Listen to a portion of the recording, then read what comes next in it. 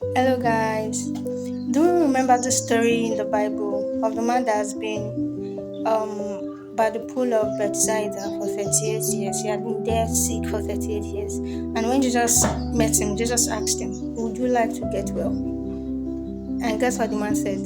"I can't." Why? Because he was analyzing the whole situation. It is not possible because I don't have anyone to help me get into the pool when it is dead and all. And I realized that is how most of us Christians are. We keep on overthinking that even when God decides to help, our overthinking alone has created a barrier between us and our miracle. So let's just let's learn to accept the outstretched arm of God. Let's just walk into that breakthrough that is prepared for us. Let's stop overanalyzing our situation and giving 1,000 reasons why it is not possible, because with God all things are possible.